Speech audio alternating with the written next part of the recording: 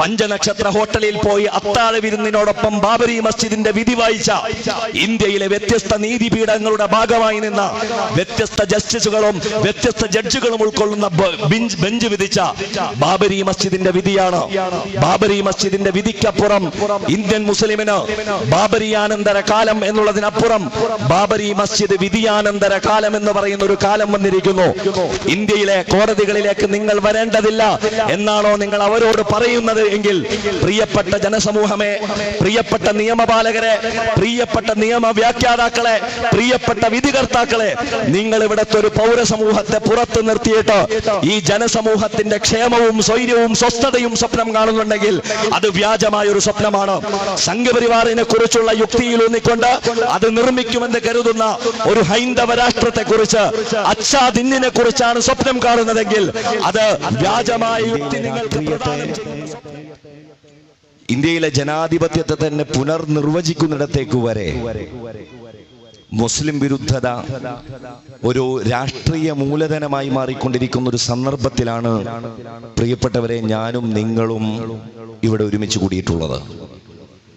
അതുകൊണ്ടാണ് നമുക്ക് ഈ വിഷയകമായി പറയാനുള്ളത്, കാലങ്ങളായി മുസ്ലിം സമൂഹത്തെ അനുഭവിച്ചറിഞ്ഞ സമുദായങ്ങളാണ് നമുക്ക് ചുറ്റുമുള്ളത്. പതിറ്റാണ്ടുകൾ നീണ്ട മൈത്രീഭാവം മുസ്ലിം സമൂഹത്തിന്റെ നൈസർഗിക ഗുണമായി, അവരുടെ ജനിതക സ്വഭാവമായി മനസ്സിലാക്കിയവരാണ് ഈ നാട്ടുകാർ. ഇസ്ലാം എന്ന് പറയുന്ന ദർശനത്തിന്റെ ആദർശ പരിസരത്തെക്കുറിച്ച്, ഇന്ത്യൻ സാമൂഹികത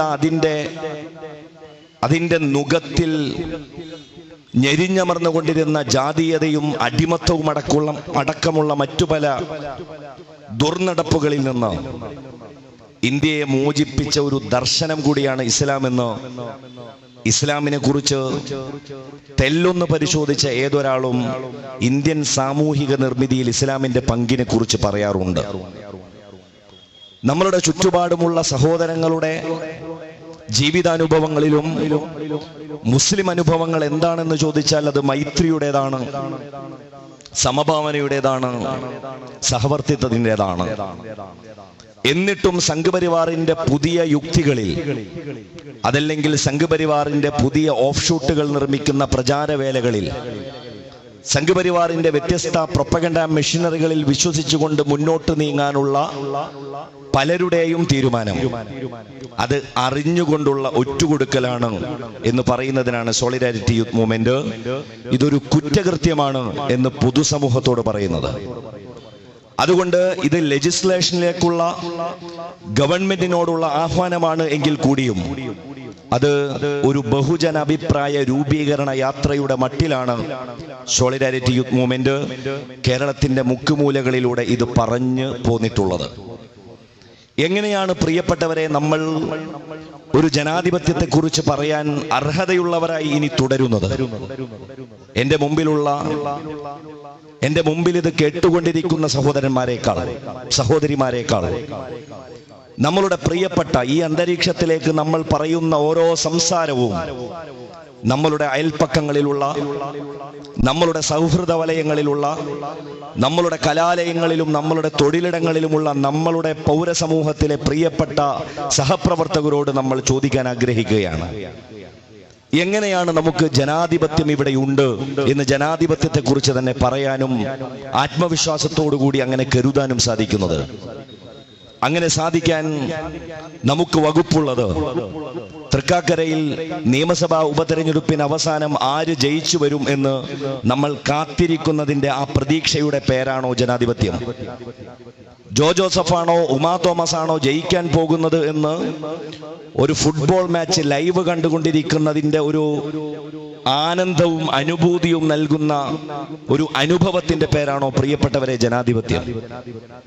ജനാധിപത്യം എന്നാൽ 2024 നരേന്ദ്രമോദിക്ക് പകരം ആരാണ് ഇനി പ്രതിപക്ഷ ചേരിയെ നയിക്കുകയെന്നും ആ പ്രതിപക്ഷ ചേരിയുടെ ഫേസ് ആരായിരിക്കുമെന്ന് നമ്മൾ ഇങ്ങനെ സ്വപ്നം കാണുന്നതിന്റെ പേരാണോ?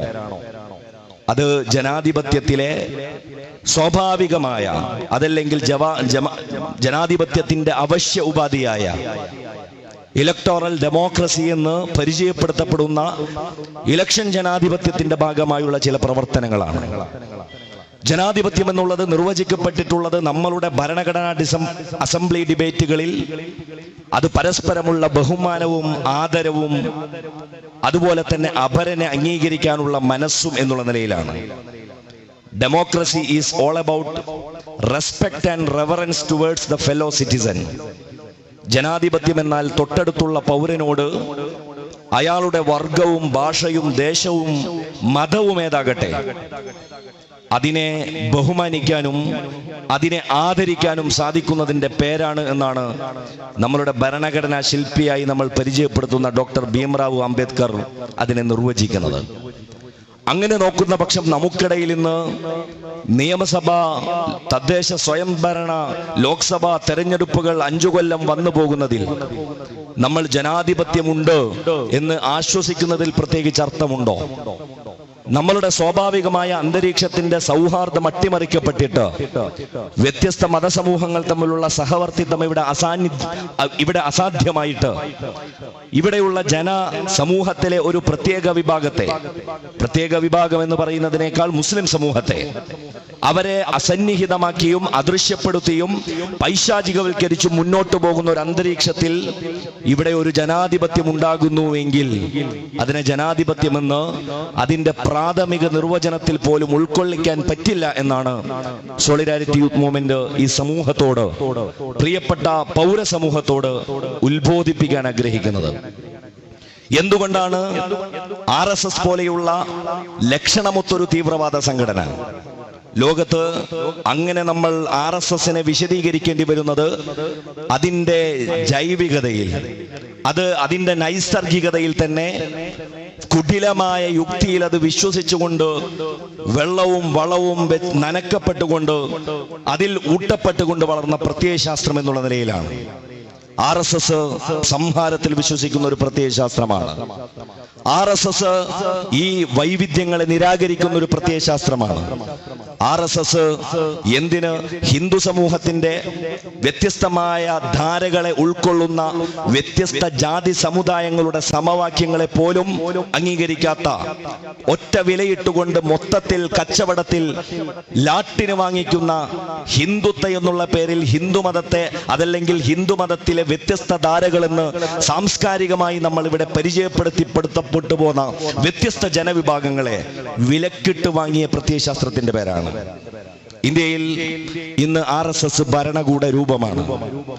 RSSന് നേതൃത്വം കൊടുക്കുന്ന സംഘം വേറെ ഉണ്ടാകാമെങ്കിലും വിദഗ്ധമായ സോഷ്യൽ എഞ്ചിനീയറിംഗിലൂടെ അതിന്റെ പ്രധാനമന്ത്രി ഫേസായി നിൽക്കുന്ന ശ്രീമാൻ നരേന്ദ്രമോദി, അദ്ദേഹത്തിന് കിട്ടുന്ന മാൻഡേറ്റ്, അദ്ദേഹത്തിന് കൂടെ കിട്ടുന്ന ജനപിന്തുണ, അതല്ലെങ്കിൽ ഹരഹര മോദി എന്ന് വീടുകൾ തോറും അദ്ദേഹത്തെ കുറിച്ച് ജപനാമങ്ങൾ ഉയരുന്ന ഒരവസ്ഥ തീർച്ചയായും പ്രിയപ്പെട്ടവരെ ഞങ്ങളെക്കാളേറെ അത് നിങ്ങളെ ഭയപ്പെടുത്തണം എന്നാണ് നരേന്ദ്രമോദിയുടെ അനുയായികളോട് ഞങ്ങൾക്ക് പറയാനുള്ളത്. നിങ്ങൾ മനുഷ്യത്വത്തിന്റെ, മനസ്സാക്ഷിയുടെ ഏതെങ്കിലും പ്രാഥമിക നിർവചനം പോലും മനസ്സിലാക്കിയിട്ടുണ്ട് എങ്കിൽ നിങ്ങൾക്ക് നേതാവായി അംഗീകരിക്കാൻ പറ്റാത്ത, നിങ്ങളുടെ മുന്നിൽ വെക്കാൻ കൊള്ളാത്ത, നിങ്ങളെ നയിക്കാൻ അർഹതയില്ലാത്ത ചില മുഖങ്ങളെ പരിചയപ്പെടുത്തി ലോകത്തിലെ മഹിതമായ ജനാധിപത്യത്തെ നയിക്കാൻ പറ്റുന്ന, അതിന് കൊള്ളുന്ന കൂട്ടരായി നിങ്ങൾ ഇവരെ മനസ്സിലാക്കുന്നുണ്ട് എങ്കിൽ ഗുജറാത്തിലെ ആയിരക്കണക്കിന് വരുന്ന മുസ്ലിം ന്യൂനപക്ഷത്തിന്റെ കബന്ധങ്ങൾക്കുമേൽ നടന്നു കയറിയ, ഒരു കാലത്ത് അങ്ങനെ പറയാൻ ഇന്ത്യയിലെ മാധ്യമങ്ങൾക്ക് മടിയുണ്ടായിരുന്നില്ല, അങ്ങനെ പറഞ്ഞിട്ടുണ്ട്. കേരളത്തിലെ മലയാള മനോരമ ദിനപത്രം കലാപത്തിന് മുന്നിൽ നരേന്ദ്രമോദി എന്ന് 2 ഇഞ്ചിൽ വെണ്ടക്ക നിരത്തി നമ്മളോട് സംസാരിച്ച പത്രമാണ്. ഇന്ന് മലയാള മനോരമ അങ്ങനെ എഴുതുമോ ഇല്ലയോ എന്ന് നമുക്കറിയില്ല. അതുപോലെ തന്നെ ദ വീക്കും ദ ഇന്ത്യ ടുഡേയും അവരുടെ കവർ സ്റ്റോറിയായി കില്ലർ മോഡി എന്നാണ് 2002 അവരുടെ പരമ്പര തുടർച്ചയായി 3-4 ആഴ്ചയായി ആനുകാലികങ്ങളിൽ പ്രസിദ്ധീകരിച്ചത്. പക്ഷെ ഇന്ന് ഗുജറാത്ത് മുഖ്യമന്ത്രി അല്ല നരേന്ദ്രമോദി. ഗുജറാത്ത് മുഖ്യമന്ത്രി എന്നുള്ള അദ്ദേഹത്തിന്റെ പദവി ഉപയോഗിച്ച് ഇന്ത്യയിലെ ഹിന്ദുത്വയെ നയിക്കാൻ തക്കവണ്ണമുള്ള പ്രാപ്തി അദ്ദേഹം നേടിയെടുത്തത് ഒരുപക്ഷെ മുസ്ലിം നിർബന്ധങ്ങൾക്കുമേൽ നടന്നു കയറി എന്ന് പറയുന്നതിനേക്കാൾ ഒരുപക്ഷെ ഗുജറാത്തിലേക്ക് വന്ന, അതല്ലെങ്കിൽ ഗുജറാത്തിലേക്ക് UP-യിൽ നിന്ന് പുറപ്പെട്ട് വ്യത്യസ്ത സംസ്ഥാനങ്ങളിലൂടെ ഗുജറാത്തിലേക്ക് എത്തിയ കർഷകരുടെ കൊലപാതകത്തിന്, അതല്ലെങ്കിൽ മുസ്ലിങ്ങളുടെ ചെയ്തി എന്നാണ് അതിനെ കുറിച്ച് പറഞ്ഞത്, ഗോദ്രയെ കുറിച്ച് പറഞ്ഞത്. അഹമ്മദാബാദ് ഫോറൻസിക് ലബോറട്ടറിയുടെ റിപ്പോർട്ട് ഇപ്പോഴുമുണ്ട്. BBC അത് പ്രസിദ്ധീകരിച്ചതാണ്. ഒരിക്കലും ഉള്ളിൽ നിന്ന് പുറത്തു നിന്ന് പെട്രോൾ ബോംബ് എറിഞ്ഞ്, ഗ്യാസുകൾ എറിഞ്ഞ്, ഗ്യാസ് സിലിണ്ടറുകൾ എറിഞ്ഞ് ഒരിക്കലും ആ ബോംബ് ബ്ലാസ്റ്റ് നടത്താൻ പറ്റില്ല എന്നുള്ള നിരീക്ഷണം ശാസ്ത്രീയമായി തന്നെ അതിന്റെ റിപ്പോർട്ടുകൾ നമുക്ക് മുമ്പിൽ ഉള്ളപ്പോഴാണ്, അതിലുള്ളത് ഹൈന്ദവ സഹോദരങ്ങളാണ്, അതല്ലെങ്കിൽ 100-200-ലധികം വരുന്ന അത്തരത്തിലുള്ള ആളുകളാൽ നിറക്കപ്പെട്ട ബോഗികളാണ്. അതിലൊരു ബോഗിയാണ് തെരഞ്ഞെടുക്കപ്പെട്ടത്. അതിന്റെ ആക്ഷൻ റിയാക്ഷൻ തിയറി ആയിട്ടാണ് ഇന്ത്യയിലെ പ്രയോഗശാല, BJP സ്വയം നിലയ്ക്ക് ഗുജറാത്തിനെ പരിചയപ്പെടുത്തുന്നത് ഹിന്ദുത്വ പ്രയോഗശാല എന്നാണ്, ഹിന്ദുത്വയുടെ ലബോറട്ടറി എന്നാണ്.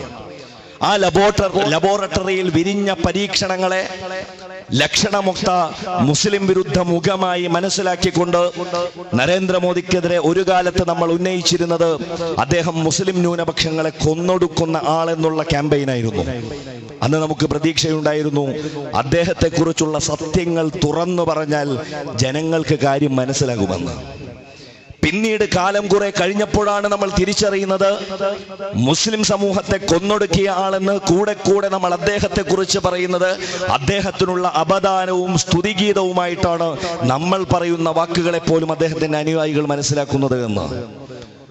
ഹിന്ദുത്വയുടെ ബെൽറ്റ് ബോംബിനടിയിൽ അമർന്നുപോയ ഹിന്ദുമതത്തിലെ എന്ന് വിവക്ഷിക്കപ്പെടുന്ന വ്യത്യസ്ത ജാതി സമുദായങ്ങൾ, അവർ പോലും തങ്ങളുടെ നേതാവായി നരേന്ദ്രമോദിയെ മനസ്സിലാക്കുന്ന രീതിയിലേക്ക്, ഒരു കാലത്ത് തങ്ങളുടെ വ്യതിരിക്തതയും വ്യത്യസ്തതയും ജാതി രാഷ്ട്രീയം കൊണ്ട് മനസ്സിലാക്കാൻ പോലും പ്രാപ്തിയുണ്ടായിരുന്ന ജനസമൂഹങ്ങളെ പോലും പർച്ചേസ് ചെയ്യാൻ പറ്റുന്ന രീതിയിലേക്ക് അപകടകരമായ രീതിയിൽ ഹിന്ദുത്വ ഇന്ത്യയിൽ വളർന്നിരിക്കുന്നു. അതിന്റെ ഭരണകൂട രൂപം, അതിന്റെ പ്രത്യക്ഷമായ എല്ലാ അധികാര രൂപങ്ങളും വെച്ച് 2014 അധികാരാരോഹണത്തിന് ശേഷം 2019 കിട്ടിയ 2ാം മാൻഡേറ്റിന് ശേഷം അപകടകരമായ രീതിയിൽ മുസ്ലിം ഭീതിയെക്കുറിച്ച്, മുസ്ലിം സാന്നിധ്യത്തെക്കുറിച്ച് തന്നെയുള്ള പേടി മൂലധനമാക്കിക്കൊണ്ട് മുന്നോട്ട് പോയിക്കൊണ്ടിരിക്കുന്നു. ഇത് പേടിയാണ് എന്നാണ് നമ്മൾ പറയുന്നതെങ്കിൽ അതും തെറ്റാണ്. അതിനുമപ്പുറം ഇത് പേടിയേക്കാൾ ഇത് ഒരു രാജ്യ നിർമ്മിതിയുടെ വളരെ ഉപകാരപ്രദമായ, ഹിന്ദുത്വക്ക് ഉപകാരപ്രദമായ ഒരു ടൂളാണ്. ഇന്ത്യയെ സംബന്ധിച്ച് വ്യത്യസ്ത ജനവിഭാഗങ്ങളെ ആന്ത്രോപോളജിക്കലി തന്നെ നരവംശാസ്ത്ര പഠനങ്ങളുടെ ഭാഗമായി തന്നെ പറയപ്പെട്ടിട്ടുള്ളത് 4000-ലധികം വൈവിധ്യങ്ങളുള്ള ജനസമൂഹങ്ങളുള്ള ഒരു പ്രദേശമാണ് ഇന്ത്യ എന്നാണ്. സാധാരണഗതിയിൽ നമ്മൾ 8 മതങ്ങളുടെ സംഗമഭൂമി എന്നൊക്കെയാണ് നമ്മൾ പറയാറുള്ളത്, 25 ഭാഷകളുടെ പ്രദേശം എന്നാണ് പറയാറുള്ളത്. പക്ഷേ നരവംശാസ്ത്ര പഠനത്തിന്റെ ഭാഗമായി ആന്ത്രോപോളജിക്കലി പ്രൂവൻ 4000-ലധികം വരുന്ന ജനസമൂഹങ്ങൾ തങ്ങളുടെ ഭാഷ കൊണ്ടും സംസ്കാരം കൊണ്ടും വിവാഹ രീതികൾ കൊണ്ടും വസ്ത്രധാരണ രീതികൾ കൊണ്ടും ആചാരങ്ങൾ കൊണ്ടും വ്യത്യസ്തതയും വ്യതിരിക്തതയുമുള്ള ഒരു ജനസമൂഹത്തെ എങ്ങനെയാണ് ഹിന്ദുത്വയുടെ ബെൽറ്റ് ബോംബിനടിയിൽ തിരികെ കയറ്റാൻ ഇവിടത്തെ ഹിന്ദു സമൂഹത്തെ മൊത്തം പർച്ചേസ് ചെയ്തു എന്ന് RSS പറയുമ്പോൾ അതിന് നിന്നുകൊടുക്കാൻ ഇവിടത്തെ ഹൈന്ദവ സഹോദരങ്ങൾക്ക് സാധിക്കുന്നത് എന്ന് ന്യായമായി നമുക്ക് അവരോട് ചോദിക്കേണ്ടി വരുന്നു. അതുകൊണ്ടാണ് ഈ ചോദ്യങ്ങൾ ഉന്നയിച്ചുകൊണ്ടല്ലാതെ ഇനി നമുക്ക് മുന്നോട്ട് പോകാൻ പറ്റാത്ത സാമൂഹിക സാഹചര്യം ഉണ്ട് എന്ന് നമുക്ക് പറയേണ്ടി വരുന്നത്. അപകടകരമായ സോഷ്യൽ എഞ്ചിനീയറിംഗ് അവിടെ നിൽക്കുന്നില്ല എന്ന് മനസ്സിലാക്കുകയാണ് നമ്മൾ. കേരളത്തിലേക്ക് വരുമ്പോ ആകെ കൂടി 2 ദിവസത്തിന്റെ ടൂറിന് കേരളത്തിലേക്ക് വന്ന BJPയുടെ ദേശീയ അധ്യക്ഷൻ, മുൻ കേന്ദ്ര ആരോഗ്യമന്ത്രി കൂടിയായ BJP അധ്യക്ഷൻ JP നദ്ദ 2 ദിവസത്തിനാണ് വന്നത്. കെ സുരേന്ദ്രന്റെ മകളുടെ വിവാഹത്തിൽ പങ്കെടുക്കാനും ഇഞ്ചിനാനി പിതാവിനെ താമരശ്ശേരി ബിഷപ്പിനെ പോയി കാണുന്നതിനും അടച്ചിട്ട മുറിയിൽ സംഭാഷണത്തിന് ശേഷം അതിനെക്കുറിച്ച് വിശദീകരിച്ച് പറയുന്നത് ഞങ്ങൾ തമ്മിൽ കർഷകരുടെ പ്രശ്നമാണ് ചർച്ച ചെയ്തത് എന്നാണ്. കർഷകരുടെ പ്രശ്നം ചർച്ച ചെയ്യുന്നതിന് BJP ദേശീയ അധ്യക്ഷൻ താമരശ്ശേരി ബിഷപ്പ് ഇഞ്ചിനാനി പിതാവിനെ പോയി കണ്ടെത്തുന്നതിന്റെ യുക്തി നമ്മൾ പരതിയതിന്റെ പിറ്റേ ദിവസമാണ് PC ജോർജിനെ സപ്പോർട്ട് ചെയ്തുകൊണ്ടുള്ള പ്രസ്താവന ബിഷപ്പ് ഹൗസിൽ നിന്ന് നമ്മൾ കേട്ടത്. നേരത്തെ ഒരു പ്രസംഗകൻ പറഞ്ഞു, ക്രൈസ്തവ സഭകൾ അതിൽ നിലപാട് വ്യക്തമാക്കണമെന്ന്. ക്രൈസ്തവ സഭകളിൽ പ്രധാനപ്പെട്ട സഭകളുടെ പിതാവുകളിൽ ഒന്നായ താമരശ്ശേരി പിതാവ് അദ്ദേഹം വിളിച്ചു പറഞ്ഞു, PC ജോർജ് പറഞ്ഞത് ക്രൈസ്തവ സമൂഹത്തിന്റെ മനസാക്ഷിയുടെ വേദനയാണ്. അദ്ദേഹം ക്രൈസ്തവ സമൂഹത്തിന്റെ മനോദണ്ണമാണ് വിളിച്ചു പറഞ്ഞത്, മനോവേദനയാണ് വിളിച്ചു പറഞ്ഞത്. ഇത്ര വിഷലിപ്തമായ പ്രചാരണങ്ങൾ, സ്വയം നിലക്ക് താൻ തന്നെ അപ്രസക്തനാണെന്നും ജനങ്ങളാൽ അപ്രസക്തമാക്കപ്പെട്ടുകൊണ്ടും നിന്നിരുന്നൊരു മനുഷ്യൻ എത്ര പെട്ടെന്നാണ് ദൃശ്യത നേടിയത്. മുസ്ലിങ്ങൾക്കെതിരെ പറഞ്ഞാൽ ഇത്രമേൽ ദൃശ്യത കിട്ടുന്ന, അതിനേക്കാളേറെ ആരാധ്യനായി തീരുന്ന, ഇതിന്റെ യുക്തിയെ ഞാനും നിങ്ങളും മനസ്സിലാക്കേണ്ടത് ഇപ്പൊ തിരുവനന്തപുരത്താണ് ഉള്ളത്. നമ്മള് അനന്തപുരി ഹിന്ദു മഹാസമ്മേളനം എന്നുള്ള പേരിൽ അരങ്ങേറിയ പ്രസംഗങ്ങളിൽ ഒന്നിനെ കുറിച്ച് മാത്രമാണ് നമ്മൾ സംസാരിക്കുന്നത്. ആ സംസാരങ്ങളിൽ PC ജോർജിനെ കുറിച്ച് മാത്രമാണ് ഇപ്പോൾ കേസുള്ളത്. അവിടെ അരങ്ങേറിയ ഓരോ പരാമർശങ്ങളുടെയും ഓരോ പദപ്രയോഗങ്ങൾ പോലും നട്ടാൽ മുളയ്ക്കാത്ത നുണകളാൽ, അങ്ങനെ പറയുന്നതും തെറ്റാണ്. കാരണം നുണ മുളയ്ക്കുമെന്നുള്ളതിന്റെ തെളിവാണ് നമ്മളുടെ നാട്ടിലെ ആഭ്യന്തരമന്ത്രിയും പ്രധാനമന്ത്രിയും സംഘപരിവാറും ഒക്കെ. നുണ മുളയ്ക്കും, നുണ പ്രധാനമന്ത്രി മുഖ്യമന്ത്രിയായും ആഭ്യന്തരമന്ത്രിയായും രാഷ്ട്രപതിയെയും ഒക്കെ തരും എന്ന് വിശ്വസിക്കുന്ന പ്രത്യയശാസ്ത്രമാണ് RSS എന്നുള്ളത് കൊണ്ട് നട്ടാൽ മുളയ്ക്കാത്ത നുണ എന്നുള്ള ആ പ്രയോഗത്തെ മലയാള പദപ്രയോഗത്തിൽ നിന്ന് നീക്കിക്കളയാൻ സമയമായി എന്ന് മാത്രം നമ്മൾ മനസ്സിലാക്കേണ്ടതുണ്ട്. പക്ഷേ ആ സമ്മേളനത്തിനെതിരെ ഇന്ന് ബാലാവകാശ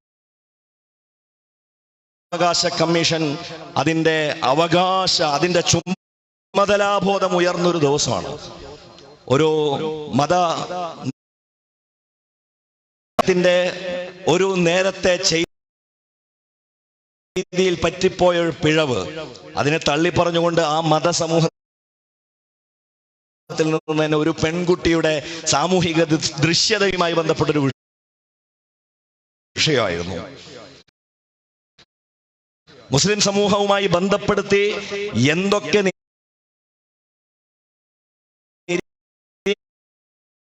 നിരീക്ഷണങ്ങളുണ്ടോ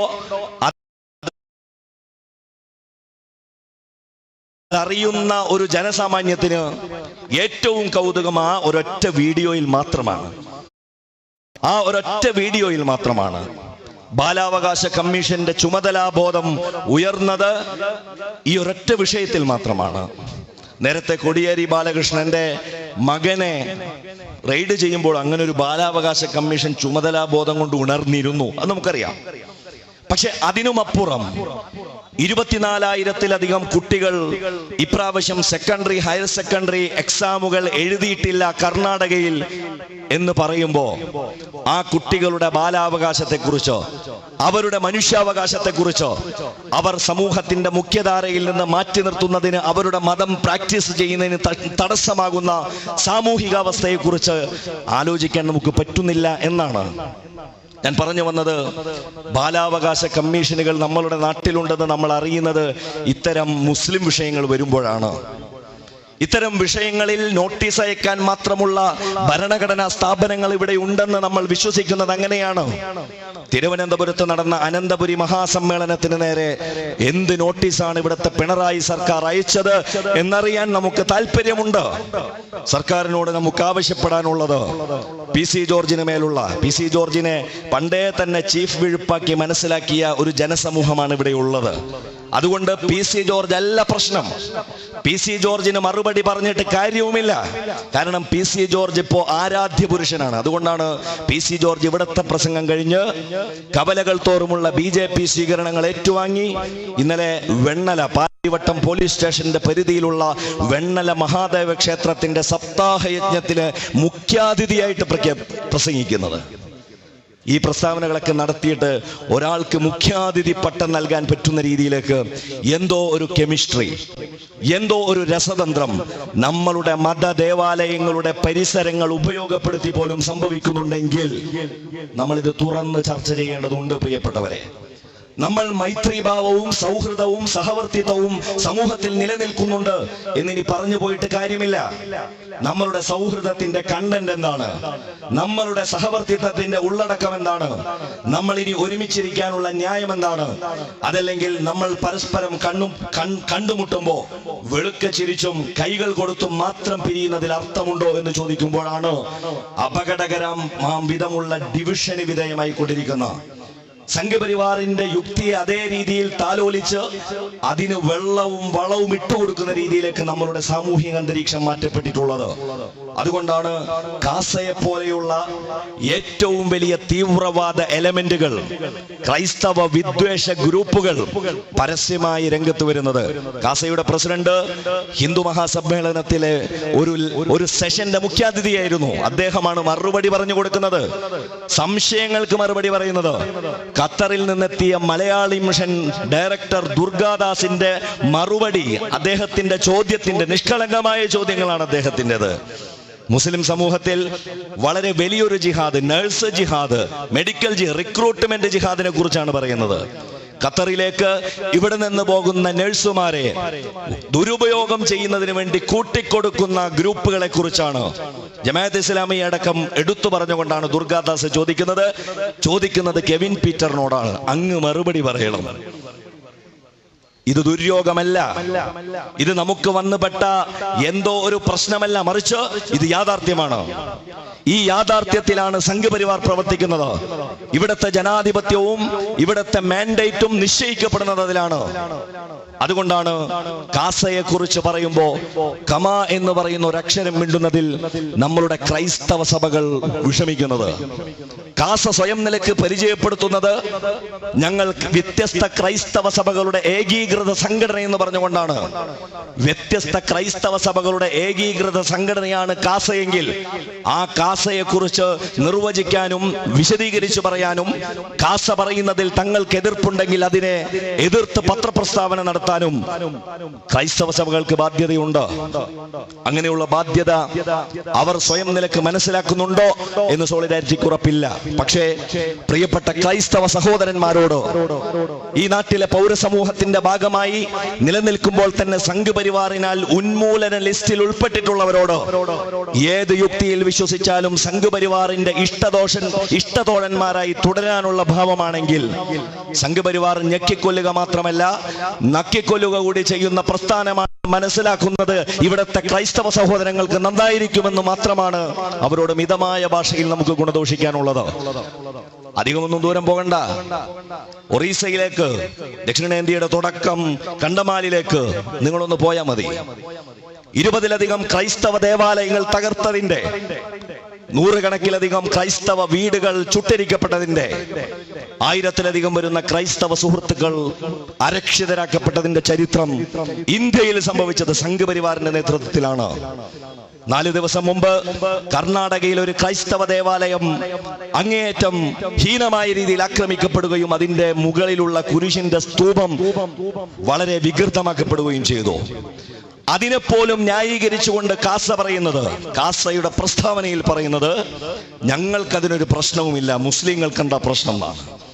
ഞങ്ങൾക്ക് പണ്ട് നമ്മൾ കേട്ടിട്ടുണ്ട്, ഞങ്ങളുടെ പോലീസ് ഞങ്ങളെ തല്ലിയ നിങ്ങൾക്കെന്താ കോൺഗ്രസ്, അതുപോലെയാ RSS ഞങ്ങളെ കൊന്ന നിങ്ങൾക്കെന്താ മുസ്ലിംസെ എന്ന് ചോദിക്കുന്ന യുക്തിയിൽ പോലും നിങ്ങൾ വിശ്വസിക്കുന്നുണ്ട് എങ്കിൽ നിങ്ങളെ കുറിച്ച് സഹതപിക്കുക എന്നുള്ളതല്ലാതെ മറ്റൊരു വഴിയുമില്ല എന്നാണ് സോളിഡാരിറ്റി യൂത്ത് മൂവ്മെന്റ് മനസ്സിലാക്കുന്നത്. അതുകൊണ്ടാണ് ഈ യാത്ര ഈ പ്രമേയത്തിലൂന്നി തുടർന്നപ്പോ നമ്മൾ സഞ്ചരിച്ചത് കാസർഗോഡ് റിയാസ് മൗലവി കൊല്ലപ്പെട്ട പള്ളിയിൽ നിന്നാണ്. ഒരു രാത്രിയിൽ അത് ഏതെങ്കിലും ഒരു എലമെന്റ് ഉണ്ടായിക്കൊണ്ടാണോ അതിന്റെ പ്രേരകം എന്താണോ എന്ന് മനസ്സിലാക്കുന്നതിനപ്പുറമായി ഒരു 100-100 വീടുകൾ ആ പള്ളിക്ക് ചുറ്റും മുസ്ലിം വീടുകൾ തന്നെയാണ്.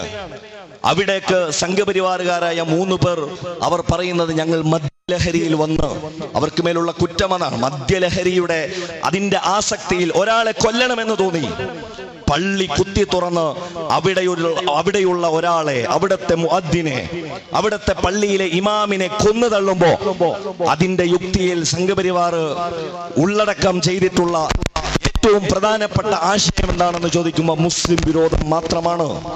കണ്ണൂരിൽ ഞങ്ങളുടെ യാത്രയെത്തുമ്പോ UAPAയുടെ നരകയാതനകൾ അനുഭവിക്കുന്ന, അതിന്റെ കെടുതികൾ അനുഭവിക്കുന്ന 35ഓളം വരുന്ന വ്യത്യസ്ത കുടുംബാംഗങ്ങളെ ഞങ്ങൾ കാണുകയുണ്ടായി. എന്താണ് അവരുടെ കുറ്റം? അവർക്കുമേൽ നമ്മളുടെ നിയമപാലകരോട്, ഇവിടെ പോലീസുകാരുണ്ട്, നമ്മുടെ നിയമപാലകരോട് നമുക്ക് ചോദ്യമുണ്ട്, അവരോട് നമുക്ക് ചോദിക്കാനുണ്ട്. ഇസ്ലാമോഫോബിയുടെ അന്തരീക്ഷം ഇവിടെ വെച്ച് വിളമ്പുന്നതിൽ RSSന് മാത്രമല്ല പങ്കുള്ളത്. RSSന്റെ എത്ര കുടിലമായ യുക്തിയും വിലപ്പോകാതിരിക്കാൻ പ്രിയപ്പെട്ട ഇവിടത്തെ നിയമപാലകർ വിചാരിച്ചാൽ സാധിക്കും.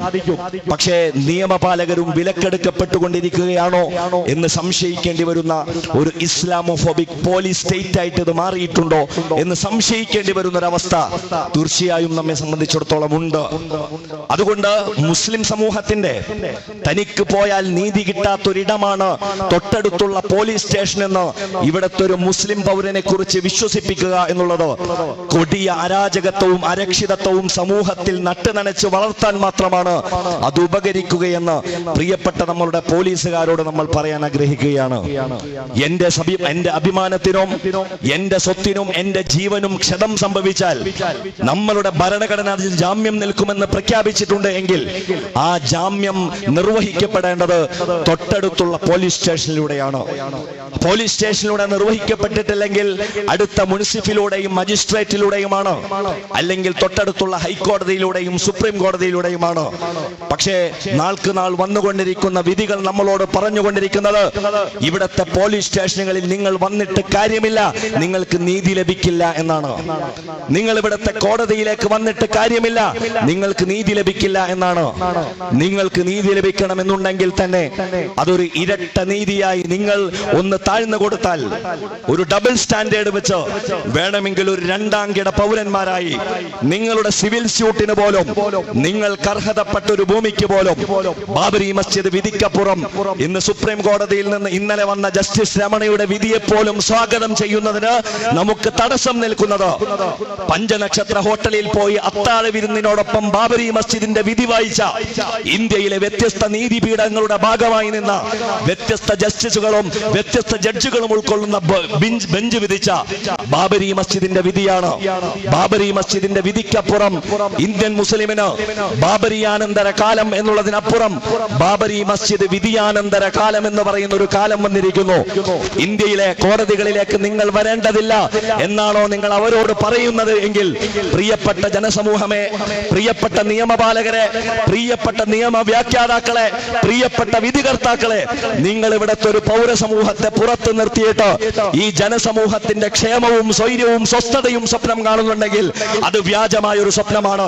സംഘപരിവാറിനെ കുറിച്ചുള്ള യുക്തിയിലൂന്നിക്കൊണ്ട് അത് നിർമ്മിക്കുമെന്ന് കരുതുന്ന ഒരു ഹൈന്ദവ രാഷ്ട്രത്തെ കുറിച്ച്, അച്ഛാദിന്നിനെ കുറിച്ചാണ് സ്വപ്നം കാണുന്നതെങ്കിൽ അത് വ്യാജമായ യുക്തി നിങ്ങൾക്ക് പ്രദാനം ചെയ്യുന്ന സ്വപ്നം മാത്രമാണ്.